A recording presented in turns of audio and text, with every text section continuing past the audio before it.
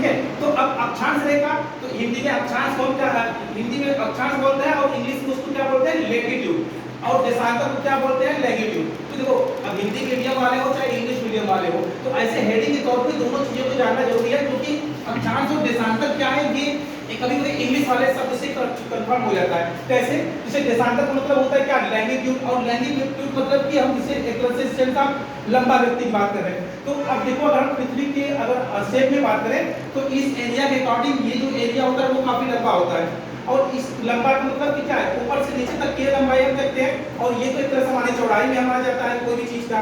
तो लैंगिट्यूड का मतलब क्या है, देशांतर रेखा, यानी कि यहाँ से यहाँ तक, यानी कि नॉर्थ पोल को साउथ पोल से मिलाने वाली जो लाइन होती है उसको हम क्या बोलते हैं, लैंगिट्यूड, यानी कि देशांतर रेखा। तो देशांतर रेखा या लैंगिट्यूड किसे बोलेंगे, वो लाइन या वो रेखा जो नॉर्थ पोल को यानी उत्तरी ध्रुव को साउथ पोल से यानी दक्षिणी ध्रुव से मिलाती है, उसी लाइन को बोला जाता है हमारा क्या, देशांतर रेखा या लैंगिट्यूड। अब अक्षांश रेखा या लैंगिट्यूड किसी को बोलते हैं, तो जो इक्वेटर के पैरेलल यानी इक्वेटर के समांतर खींची हुई जो लाइन होती है, जो रेखा होती है, उसी को हम क्या बोलते हैं, अक्षांश रेखा यानी कि लैटिट्यूड। ठीक है, तो ये हमारा इक्वेटर है, इसके समांतर या इसके पैरेलल अब ये लाइन है, हम इसमें लाइन को किसी भी हद तक बढ़ा सकते हैं। हाँ, ये सारी लाइन हमारा क्या है, ये सारी लाइन हमारा जो है वो क्या है, अक्षांश रेखा है यानी कि लैटिट्यूड है। हाँ, इसकी संख्या हम कितना भी करके बढ़ाते जा सकते हैं, मगर इसका लिमिट है, वो लिमिट भी आपको हम बताते हैं।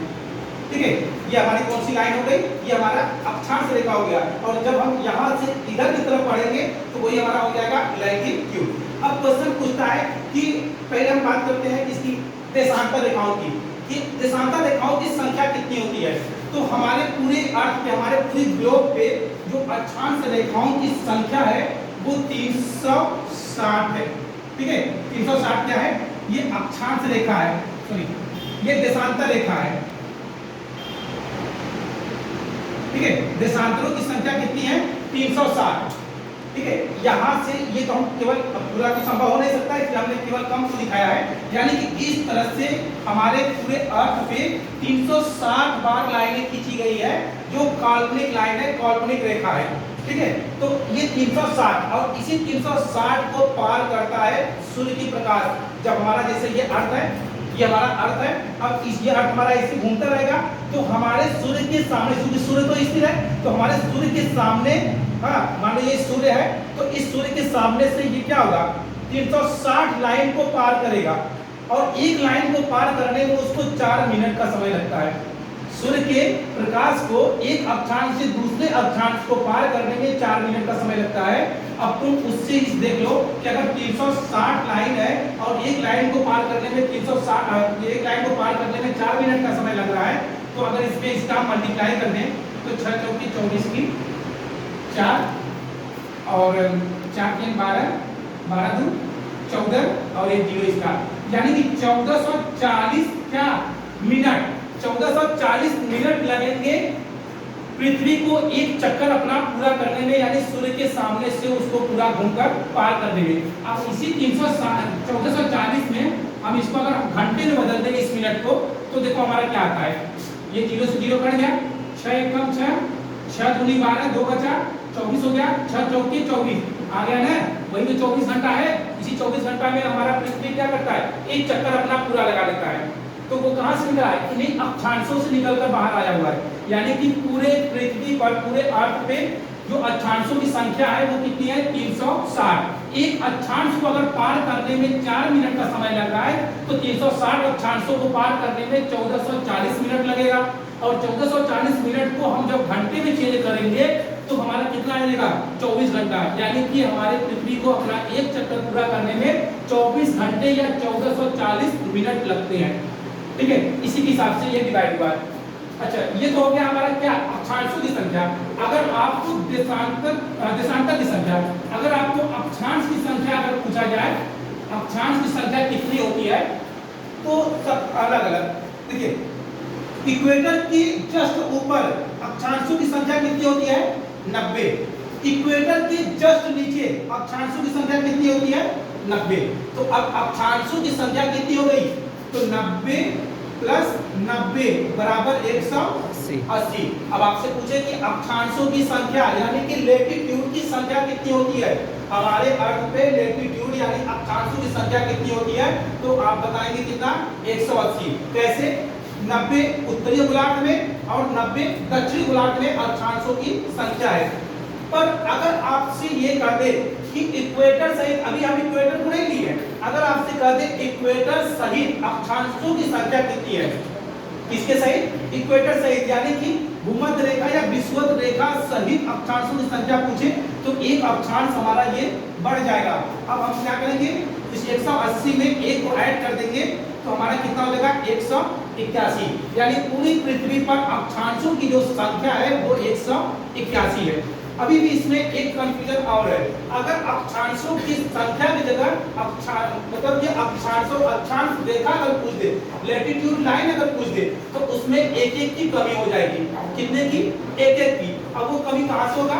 जैसे हम ये जब बढ़ते जाते हैं, ये बढ़ते जाएंगे ना, तो इक्वेटर ध्रुवों पर आने के बाद फिर वो लाइन नहीं खींचे जाएगा। आप एकदम यहाँ पे पहुंचेंगे तो यहाँ पे लाइन नहीं बनेगा, बल्कि एक पॉइंट बनेगा, और हम पॉइंट को लाइन में गिन नहीं सकते। तो जब वो पॉइंट यहाँ पे बनेगा और वही पॉइंट यहाँ पे बनेगा तो वो लाइन नहीं है। तो ऐसे में एक एक क्या हो जाएंगे? कम हो जाएंगे।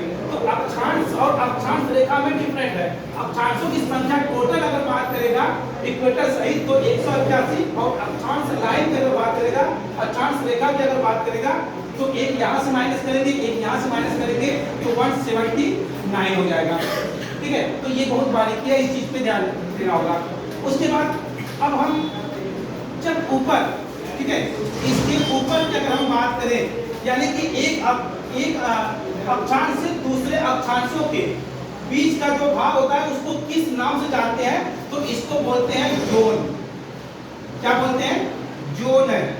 जोन किसे कहते हैं? तो जोन कहते हैं एक अक्षांश से दूसरे अक्षांश के बीच की जो दूरी होती है, डिस्टेंस होती है, उसको जोन के नाम से जाना जाता है। उसके बाद गोरे, तो गोरे होता है ठीक इसका अपोजिट, इसको बोलते हैं हम क्या? गोरे, अंग्रेजों वाला गोरे। ठीक है, गोरे किसे कहेंगे? तो गोरे बोलते हैं दो देशांतरों के बीच की दूरी को, दो देशांतरों के बीच के डिस्टेंस को, दो लैटिट्यूड के बीच के डिस्टेंस को हम गोरे के नाम से जानते हैं। अब अगला क्वेश्चन जो इंपॉर्टेंट है वो ये पूछेगा कि दो अक्षांशों के बीच में मैक्सिमम दूरी कहां पर होती है?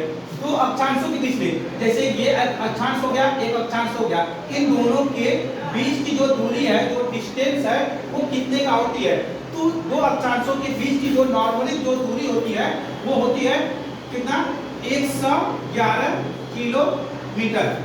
अब जाने कि यहाँ से यहाँ तक की अगर हमको दूरी तय करनी होगी तो कितना किलोमीटर जाएंगे? 111 किलोमीटर। ठीक है, एक तो ये हो गया। दूसरा क्वेश्चन पूछेगा कि दो अक्षांशों के बीच में मैक्सिमम दूरी कहाँ पे होती है, अधिकतम दूरी कहाँ पे होती है? तो वो होती है हमारा भूमध्य रेखा या विषुवत रेखा या इक्वेटर पे। यानी कि ये वाला जो दूरी है और ये वाली जो दूरी है, यानी कि नॉर्थ की तरफ और साउथ की तरफ, इक्वेटर के ऊपर और इक्वेटर के नीचे जो डिस्टेंस होती है वो मैक्सिमम होती है। मैक्सिमम कितना? तो बढ़ जाता है 111.3 किलोमीटर। 111.3 किलोमीटर ये मैक्सिमम है। फिर बात आएगा कि दो अक्षांशों के बीच में मिनिमम दूरी कहाँ पे होती है, सबसे कम दूरी कहाँ पे होती है, डिस्टेंस कहाँ पे होती है? तो वो होती है ध्रुवों पर, नॉर्थ पोल और साउथ पोल, क्योंकि ये लाइन यहाँ पे जाकर आपस में मिल जाती है। तो यहाँ पे हमारा दो अक्षांशों के बीच में क्या होगा? दो अक्षांशों के बीच में जो दूरी होगा, डिस्टेंस होगा, वो 0 होगा। ठीक है, तो इस तरह से इतने चीजें जो है उसमें पूछा जाएगा। एक बार कंप्लीट रिपीट 2 मिनट 3 मिनट लिए। ठीक है, समझ में आया? तो ये हमारा ग्लोब है, यानी हमारा अर्थ है। हमारे अर्थ में हम बात करें अक्षांश और देशांतर रेखाओं की, तो अक्षांश और देशांतर रेखाओं की बात करेंगे। तो इस अर्थ में हम जब नॉर्थ पोल से साउथ पोल, यानी नॉर्थ पोल से साउथ पोल को मिलाने वाली जो लाइन होती है उसको हम क्या बोलेंगे? देशांतर रेखा, यानी लैंगिट्यूड। लैंगिट्यूड क्यों? क्योंकि ये लंबा है, ये क्या है? इसकी लंबाई है और इसकी चौड़ाई है। तो एक लैंगिट्यूड हो गया तो जाहिर सी बात है दूसरा हमारा लैटिट्यूड होगा। हाँ, लेटिट्यूड। अब देखो लेटिट्यूड में डिस्टेंस निकल है, अक्षांश रेखा मतलब क्या है? लेटिट्यूड। तो लेटिट्यूड मतलब जो लेटा हुआ हो, तो लेटा हुआ तो यही है ना, ये तो लेटा हुआ नहीं है, ये तो खड़ा है। ठीक है, ये तो लंबाई में खड़ा है और ये क्या है? ये लेटा हुआ है। तो लेटे हुई रेखा को लेटिट्यूड और लंबी रेखा को हम लैंगिट्यूड कहेंगे। तो इंग्लिश वाले वर्जन से एकदम साफ साफ क्लियर है। ठीक है, उसके बाद अगर हम इक्वेटर की बात करें तो हमारे अर्थ को दो बराबर भागों में हम जब बांटते हैं 0 डिग्री पर हमारा है इक्वेटर, जिसको हम भूमध्य रेखा या विषुवत रेखा कहते हैं। इसी इक्वेटर के जस्ट ऊपर 23.5 डिग्री हम जब नॉर्थ साइड में पहुंचते हैं यानी उत्तरी ध्रुव की तरफ पहुंचते हैं तो ट्रॉपिक ऑफ कैंसर पड़ता है, जो जिसको हम कर्क रेखा बोलते हैं। कर्क रेखा पर ही हमारा देश भारत स्थित है।